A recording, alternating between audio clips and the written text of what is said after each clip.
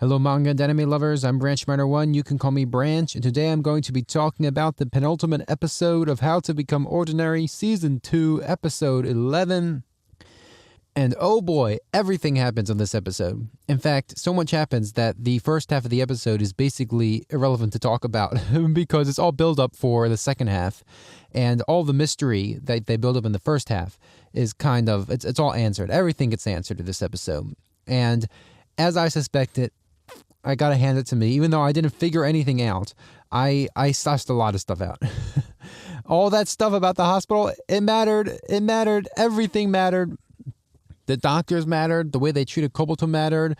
The way the nurse constantly looked at him really mattered. The way they were hesitant to let him do anything especially mattered. And you know what mattered even more? The hammer! The hammer mattered! The hammer, it's back. It returns for a brief cameo at the end of the episode. I knew that hammer was something. Even if it's not the exact same hammer, it's definitely related. Anyways, all seriousness, this is probably one of the most straightforward, clear-cut cases once you actually know the answer.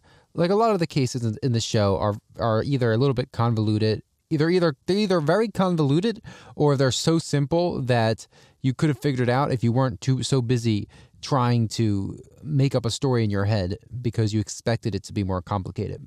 Whereas this final mystery is very much, I don't know, I guess thrown at you. I mean, even I understood that something was wrong with the hospital. I initially suspected that it was because of Koboto's mental states, but then I realized that something was kind of it was too straightforward. Not straightforward. It was too much for it to just be something slightly off about Koboto, and the fact that the nurse turned out to be the culprit this entire time is really puts everything into perspective. Of course, she was constantly looking at him like that because she was trying to gauge whether or not he was catching on and trying to probably had a lot of thoughts in her head from whatever happened in the past, which I will get to.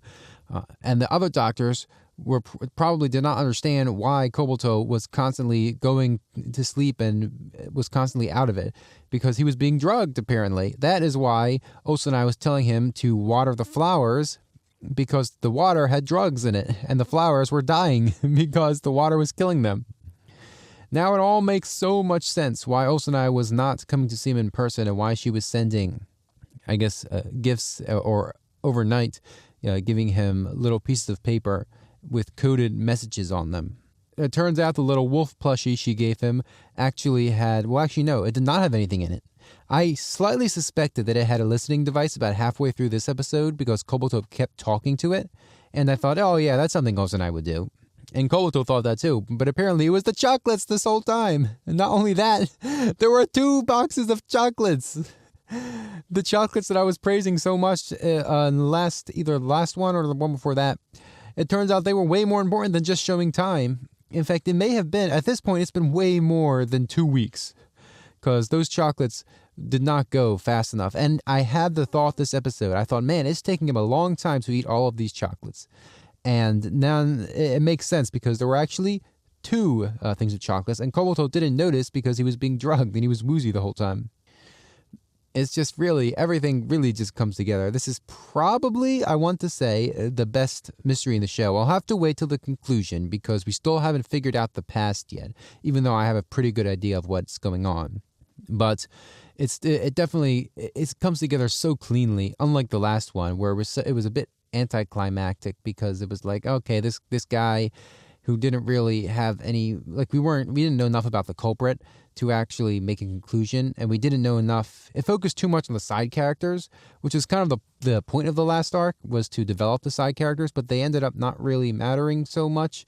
We kind of pushed Osanai and Koboto to the sides until the very end, and I have some thoughts on that, but I'll save that probably for the next recording, where I'll talk about my thoughts on the season as a whole. But in this particular case, everything was focused on laser pinpoint, eye of the needle, whatever you want to say. That's not even an idiom, but who cares? The fact that we get into Koboto's head so much as well is a really good change of pace after the last arc, as I just alluded to. My feelings on that. Even though I really did like the last arc. All right, stop talking about the last arc. This arc. But I think the most impressive thing is how, as you learn more about the past, it keeps, like in the past 2 episodes, we've been spending most of our time in the backstory of this previous hit and run, and this episode we gradually get more of the present as it starts flashing back and forth, and then eventually we stay almost entirely in the present, as when the past case is solved, then the present case is solved, and everything just comes full circle, and it feels very satisfying the way it was all paced. But to actually talk about the case, I think Koboto made a bit of a mistake. I understand now why he wanted to apologize to Hisaka, because at least as the show would have us believe, he told a complete stranger all the intimate details about this hit and run, and that stranger winds up being the criminal. So Koboto just contributed to the criminal almost getting away because he couldn't help but investigate, and he didn't take proper precautions. That being said, well, hold on, let's not get there yet. It also makes, like, in that situation, it makes sense why Hisaka, I'm pretty sure that's his name, would be so mad, because he just almost made things worse, and he let Koboto put Hisaka in big danger because he gave big stranger big information, to put it simply. However, that being said, I don't believe it. I do not believe it, because what is this about what's her name? Eri, I think? Something like that, from nursing. The girl who was walking with Hisaka, and as we found out, is in the present day named Hisaka Eri. So what's the situation here? Why did she have to run away? Why was Hisaka so cautious of her being involved in the case? It makes no sense. It makes no sense at all, that particular angle, unless the man that Koboto met with was actually Hisaka's father, and Hisaka was trying to keep the girl a secret from his father, or at least the fact that he was walking with her or spending time with her a secret. And I think there are 2 distinct possibilities, and it all depends on the present. Either Hisaka Eri was always Hisaka Eri, or Hisaka Eri was someone else Eri before in the past. So either Hisaka married Eri, or Eri was always related to Hisaka. In that case, she would probably be his older sister, because he was in middle school at the time. And I bet that there is some strange relationship between the father and Hisaka, or the father more likely, and Eri, meaning that Eri is either some sort of illegitimate child or someone that his father did not approve of Hisaka getting into a relationship with, which would make his actual girlfriend a cover girlfriend, which would mean that he was not cheating on her because he wasn't actually going out with her, and that is the best case scenario. But because Koboto told the father everything, that would put Hisaka into a really bad position, and even worse, would put Eri into an even more terrible position depending on their family dynamic.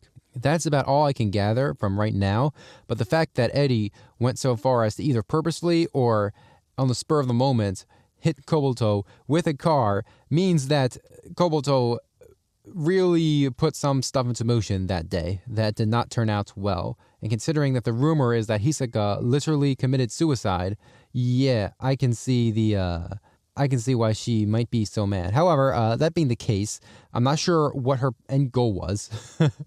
Did she want to kill him? I don't think so, or at least she doesn't think so, because when I think Osanai confronts her about it at the end of the episode, she seems aghast at the idea that she would murder Koboto in cold blood. But at the same time, she kind of tried to do that with the car, and she really doesn't have much other choice if she doesn't want to be arrested. However, now that Osanai knows, she would have to kill 2 people, so I unfortunately think that the hammer at the end of the episode is not for use on Koboto or Osanai, but for use on herself. And hopefully they can avoid a similar situation as what happened to Hisaka. But yeah, that's pretty much the whole episode. I will say it's very interesting that the last arc ended with Koboto basically realizing how much he cared for Osanai and expressing that to her. And this arc ends with the exact opposite, with Osanai almost losing Koboto, realizing how much he means to her, and her expressing that toward the end. And so it all comes full circle, and there's all going to be a happy ending. and we will see what happens and how everything wraps up in the specifics of the case.